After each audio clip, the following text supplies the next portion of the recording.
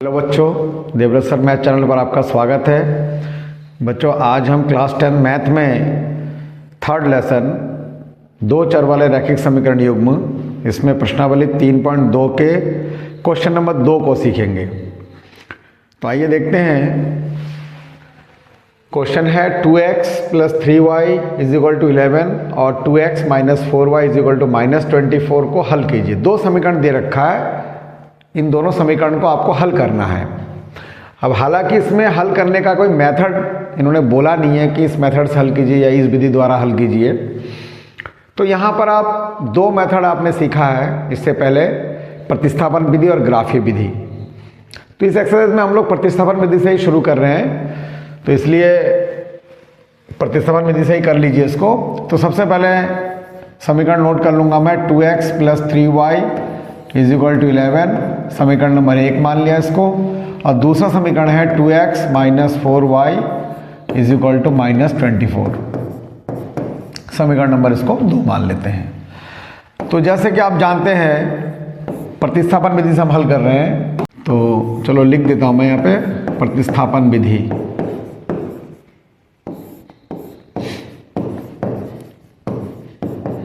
तो सबसे पहले हम क्या करते हैं, समीकरण 1 से हम निकालते हैं y का मान। तो समीकरण 1 से हम y का मान निकाल लेंगे। समीकरण 1 हमारा है 2x + 3y = 11। यहाँ से मैं अगर y का मान निकालना चाहूँगा तो सबसे पहले 2x वाले पद को उधर भेजना पड़ेगा। तो इधर बचेगा आपका 3y = 11 - 2x। अब 3 को बटे में भेज दीजिए, गुणा में है तो 3 बटे में चला जाएगा, तो 11 - 2x/3, ये आपका समीकरण नंबर 3 हो जाता है। जो भी y का मान आता है उसको समीकरण नंबर 3 मान लेते हैं, क्योंकि बाद में हम इसमें मान रखते हैं। अभी जो y का मान है समीकरण 2 में रखने पर यहाँ लिख देंगे y का मान समीकरण 2 में रखने पर, तो 2 में रख दूंगा मैं। समीकरण 2 है 2x - 4y = -24।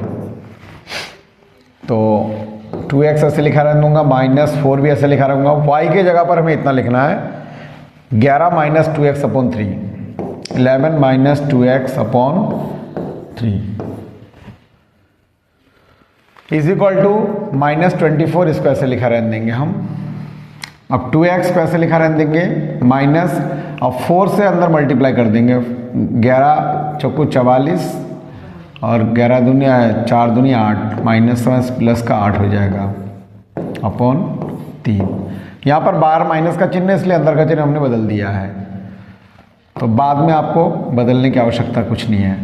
अब इसके नीचे 1 मान करके इन दोनों कैल्शियम ले लेंगे आप। 3 1 से भाग दिया 3 में, अगर 1 से 3 को भाग करेंगे 3 आएगा।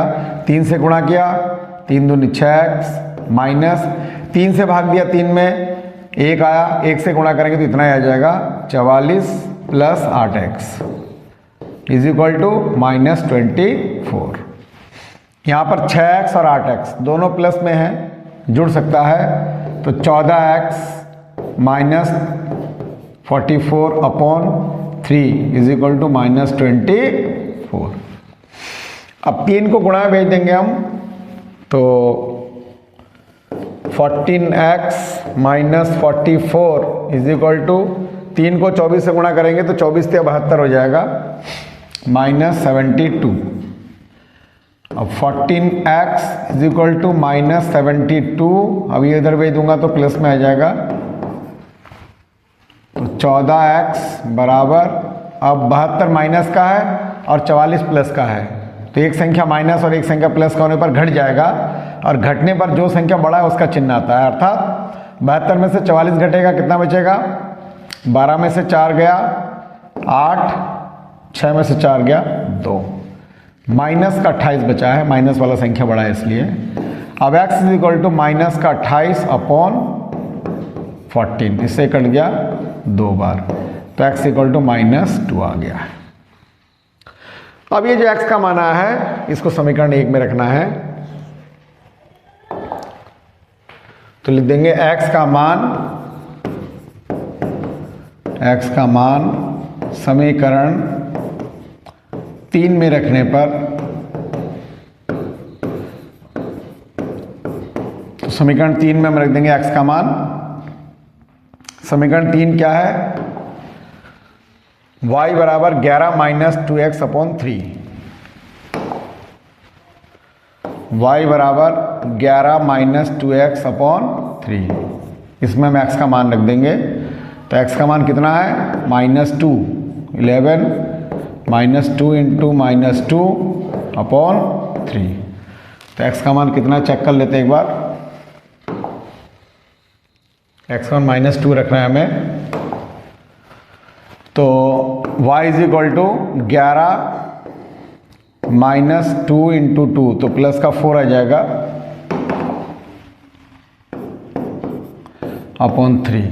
तो y इज इक्वल टू 11 और 4 15, 15/3, इससे कट जाएगा 5 बार। तो y का मान आपका 5 आ गया है। अब लास्ट में x इक्वल टू -2 और y इक्वल टू 5, ये आपने आंसर लिख देना है। अब जब x equal to -2 y equal to 5, ये आपका आंसर आ चुका है। लेकिन इसमें आगे एक चीज़ और बोला है, और इसमें m का वह मान ज्ञात कीजिए जिसके लिए y बराबर mx प्लस 3 हो।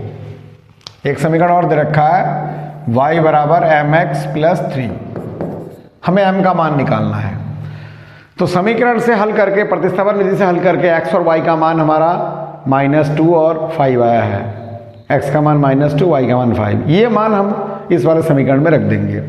जो y बराबर mx प्लस 3 दे रखा है, इसमें y के जगह पर 5 रखना है और x के जगह पर -2 रखना है। रख करके हल करके फिर से इससे m का मान आपको निकालना है। तो y के जगह पर मैं 5 रखूंगा बराबर m, ऐसे लिख दूंगा, x -2 लिख दूंगा प्लस 3, और 5 इज इक्वल टू से गुणा करो माइनस का 2m प्लस 3। इसको इधर लेके आओ 3 को, तो 5 minus 3 is equal to -2m। 5 में से 3 गया 2 बराबर -2m, और m इज इक्वल टू, ये वाला 2 -2 बटे में भेज दूंगा मैं, 2 अपॉन -2, इससे कट जाएगा 1 बार, तो m बराबर -1। ये आपके m का आंसर आ चुका है। तो m इज इक्वल टू -1 आया है, और x इज इक्वल टू -2 और y इज इक्वल टू 5। तो इस तरीके से ये क्वेश्चन आपने सीख लिया है। सभी बच्चे देवव्रत सर मैथ चैनल को सब्सक्राइब करें, कमेंट करें और अपने साथी दोस्तों के साथ शेयर करें। मिलते हैं नेक्स्ट क्लास में। Thank you, take care.